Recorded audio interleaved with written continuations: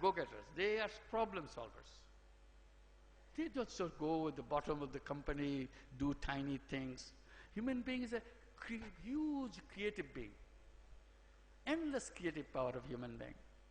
What a distortion we made by creating those economic theories. Saying that all you can do, get your all best degrees, go to the best universities, bring this piece of paper, then you have entry into a job. All you need this paper to get into the job. And so we are desperately trying to get this piece of paper so that I have a value in the job market. So you're not a cattle that you're in the market. Come on, you're a human being. You do your own thing. So I said, human beings are basically entrepreneurs. That's what deep inside of human being. It's in our DNA. But we took this human being, put them into education system to produce workers. So education system has become a worker producing factory. Not human producing factory. Not creative being producing factory. I said, I don't understand this. Why have to do that? Now it's not a problem of Bangladesh unemployment. It's a problem everywhere. You go to the richest country in the world, they have unemployment. Some countries are very happy because they have 4.5% unemployment. They said, oh, our economy is so good. I said, 1%, forget about 4.5% of your population, 1%. Why should he be unemployed?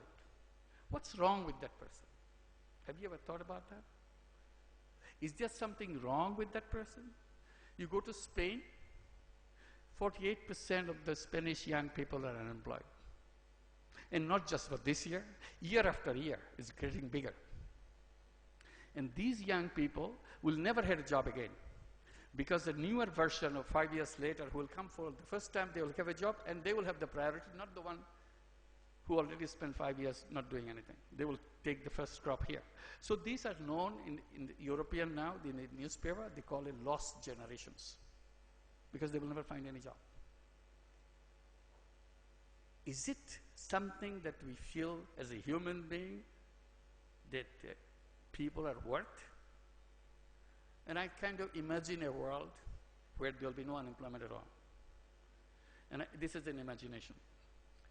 And say in their classroom, in their teachers teaching their class about unemployment, saying that, you know, in the old time, people used to have unemployment. And the class cannot understand what is unemployment. They keep asking the teacher, why people are waiting, why people are sitting around. Is there something wrong with their health? No, there is nothing wrong with their health. Were they creative people or dumb people? No, they are very creative people. Were they energetic people or they didn't want to work? No, they want to work. They're desperate to work. Then why were they sitting around? Why didn't they do things themselves? Why did they wait for somebody else to decide for them? Teacher is trying their best to make them understand what unemployment is. They say, is it something like a spell that somebody put on them? They cannot move anymore, so they are unemployed. Why should a young person remain unemployed? Or anybody should remain unemployed? Then they say, when I argue this, counter-argument for me, not everybody is an entrepreneur. You are making a mistake. Only some people are entrepreneurs. I said, I have gone through this route many times. Don't tell me that story again. In connection with microcredit. When microcredit became bigger and bigger, so smart people started saying that you have to focus on the entrepreneurial poor. That's when microcredit will work. Otherwise, it will never work. I said, what is entrepreneurial poor? Oh, meaning those have the drive, or the risk-taking power, all those qualifications that you read in the textbook. What's an entrepreneur? I said, I don't have to read all this stuff because I have decided on my own, all human beings are entrepreneurs. And that's how I work. When I work in the villages of Bangladesh, I'm not looking for entrepreneurial poor. When I started looking at the women to persuade them to join Grameen Bank in the beginning, because I made the decision half the borrowers in Grameen Bank must be women, because I was fighting with the bankers because they give loans only to men. I said, you are absolutely wrong. What happens to women? So I want to make sure in my program, half the borrowers are women. So I go to the women, I send my students, girl students, because I cannot go and talk to them. I'm a man, so they will not talk to me. So I send the girls to go and talk to them. Everybody, every woman says, no, no, no, no, don't give it to me. I don't know about money. I'm afraid of money. Some say, I never touched money in my life. You give it to my husband. He's the only one who touches money. That is the starting point. My students keep coming back to me and said, well, maybe we should give up, because they say they don't know anything. Why are we forcing them to take money? They say they have not touched money, they have never used money for anything. So I thought for a while, I said, look, when you go, when a woman tells you that she's afraid of money, she never touched money, she's afraid of money, always remember, this is not her voice. It is the voice of the history which created her. She is the product of the history. And history told her she is no good. That's why she grew up. First thing she did, she is a girl, born as a girl. Everybody said this is a bad thing.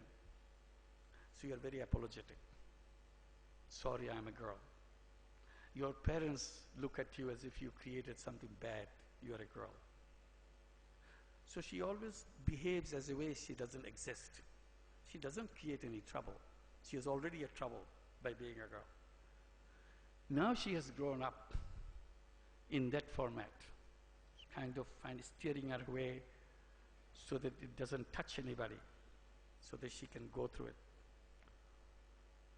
I said, our job is to go back to her again and again and tell her stories, give her examples, peel off the fears layer by layer. So the real person can someday will come up and say, maybe I should try. That's the day we are waiting for. Go back, don't be afraid. Someday it will happen. It took us 6 years to come to the 50-50 level. And we are rejoicing, we made it. Everybody said it cannot be done. Bangladeshi women will never be able to handle money. You are wasting your money. They did much better than men. When we come to the 50-50, we see money going to the family through women brought so much more benefit to the family than the same amount of money going to the family through men. In every single case, we changed our policy. We said, let's focus on women. So fact that we went to 97% women, it's not just like that. Women wanted to do that. Women were very reluctant to do that. We are the one pushing them. And all the good things that you hear about Grameen Bank, this is because this was a good decision we made early on. All the things came because we made sure women are in charge and made it happen. So now you're telling me you have to look for entrepreneurial poor people? These are the women self-declared that I don't know anything. She's not saying, I know everything, give me the money, I'll show how I can go. She was not saying, my students used to say, because they are the one who worked with me all along. And when I created the bank, these students became the officials of the bank. Still they are the high officials of the bank. So this is the student group led by a teacher. This is what was all happening. So they used to tell me, women are so scared of us, as we enter the village in one side, the women run to the other side. They are coming to give you money. They're so afraid of it. So this is the woman we said she will be doing something. And now she runs it beautifully. So you don't tell me that not everybody is entrepreneur. Today, out of all the defined poor families in Bangladesh, 90% of the poor families are connected with microcredit. 90% of them. So did we distinguish who is entrepreneurial, who is not entrepreneurial? We didn't distinguish. We went to everybody. And after taking loan, were they taking the money and looking for a job with the money? They didn't even have the idea of taking a job. They just used the money to start a business, straight away. Little business, but business nonetheless. They did that. So if you look at 8.5 million borrowers, you can list all 8.5 million entrepreneurs.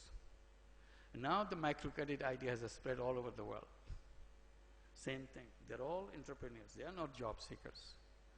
When you have some young person, a boy or a girl, went to university, got a degree, engineering degree, social science degree, science degree, and after that he has a beautiful performance in school, all the certificates comes and tells you he doesn't know how to become an entrepreneur. I say, shame on your education. If your illiterate mother can do all this, a mother who never learned anything from a book, never had any connection with the world outside her village, she dared to take money and start a business. And you tell me that you have all this education, all the technology in your hand, you're no good? You can't start a business? You have no idea?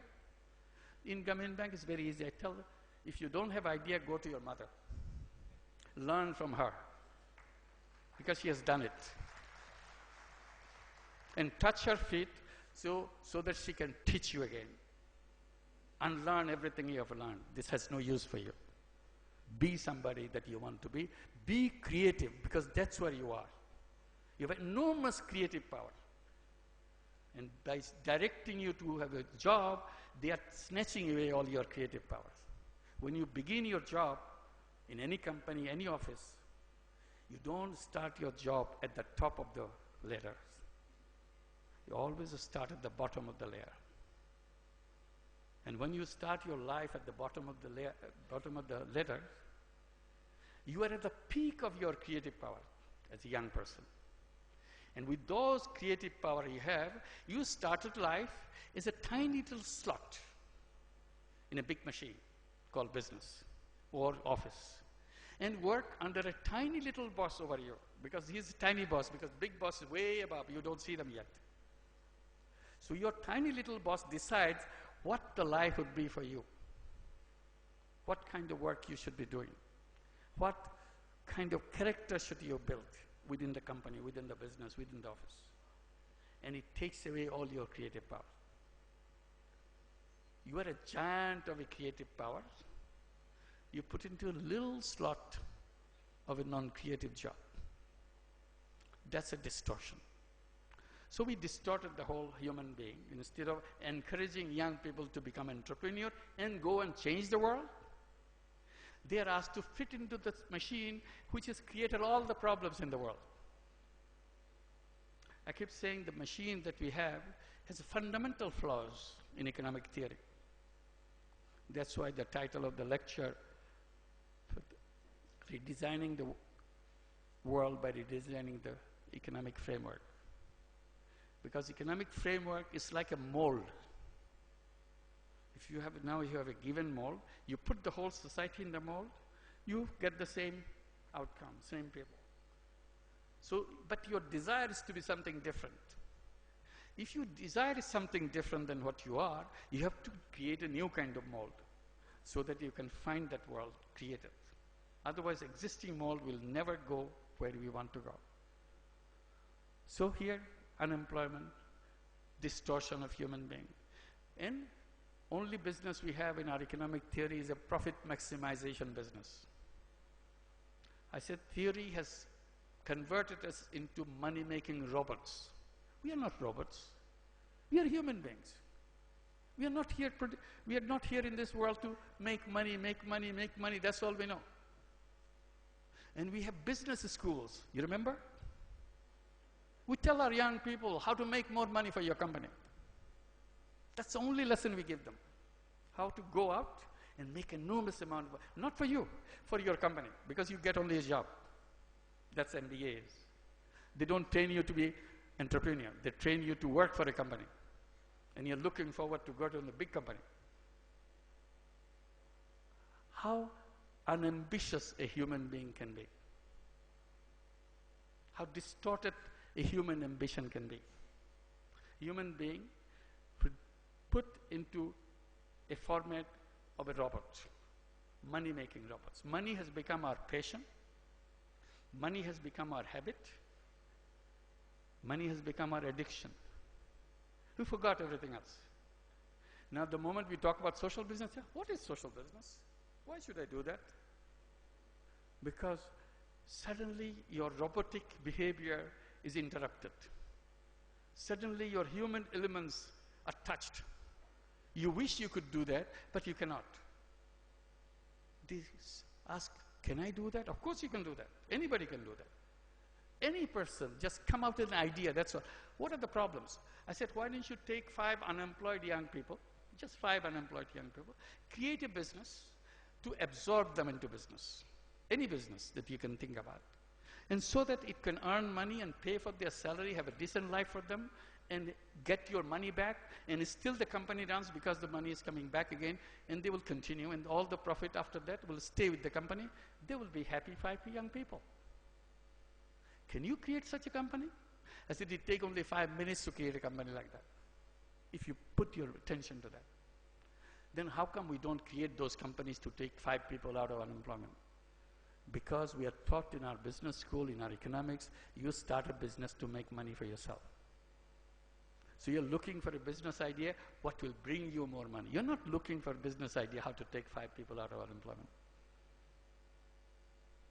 So our mind is directed in the wrong direction. So I'm saying you can do both.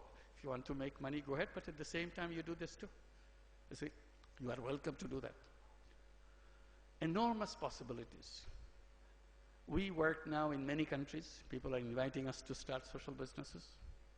Many universities are opening social business centers, social business institute, so that they can teach social business along with the money-making business. I said, all I'm asking you to do, give students an option to understand. There are 2 options in life. There are 2 businesses, one to make money, another to change the world, to solve the problem. And let students decide which way they want to go. Should they work for a money-making company, or should they work for a social business to come up with creative ideas to solve problems? That's all we are asking for. And this is their decision. I'm not saying that everybody should learn only social business, nothing else. Economic theory, the capitalist theory, prides about one thing. It prides about giving people options. Free market is all about options. I said, they say that. But when it comes to business, they don't give you option. They have only one kind of business. I said, I'm giving you option, enhancing your diversity. I'm not forcing you to do one thing or other. I said, I'm giving a choice so that young people have a choice and take it from there. I mentioned that the creative power of human being, that I say it's an endless creative power. How come, what do we do with this endless creative power that we have? We use this creative power for only one purpose, because that's the only thing we know. We use all our creative power to make money. Imagine, just for the sake of imagination, imagine if we had all this creative power of the world used for only one purpose, to solve all the problems of the world. That's the only reason that you'll be using your creative power. How long will it take to sort out all the problems of the world? It could be solved anytime. But we don't do that. We don't use our creative power to solve problems. We left the problem to the government. Government should solve our problem. If he's unemployed, we go and march on the street. If somebody is poor, we march on the street. If somebody gets health care, we march on the street. Or we pull down the party which is ruling the country or the state, we put somebody else. As if they are the people who should solve our problem. The state or government cannot solve problems. A simple fact. But politicians will keep on promising. They will solve the problem. Any problem you say, of course we'll solve it, just vote for us. And you vote for them, you trust them, they go there. They can't solve it. They keep promising, this time we couldn't do it, but the previous government made such a mess. We are cleaning the mess. By the time we do it, we'll get to the real work. And the election time comes, we clean the field, now it's time for us to get it to work. Vote for us again. This is it. So go on repeating this. Because they have no capacity. It's not possible. The power of individual human being so enormous. If they get into action, no problem can exist. And that's a chance to use creative power. Now we talk about the power of technology. This is another passionate thing for me. Technology is changing the world so fast. And I can think of technology to solve every single thing. But then I see, who are the drivers of technology? Technology is driven by two types of drivers: money makers and the war makers. These are the two major driving forces who's driving the technology. Money makers want to technology so that they can make more money out of this. They say, well, it benefits you. Of course it benefits us. But that's not why you created it. You created something which benefits me so that you can make money out of it. You didn't sit down how to benefit you without worrying about how much money I make. Then you'll create a completely different kind of technology. You will not make that technology. Suppose, for example, I believe, and I share with you, you don't have to agree with me, I believe entire healthcare system could be costless by bringing right kind of technology into it. For example, all the diagnostic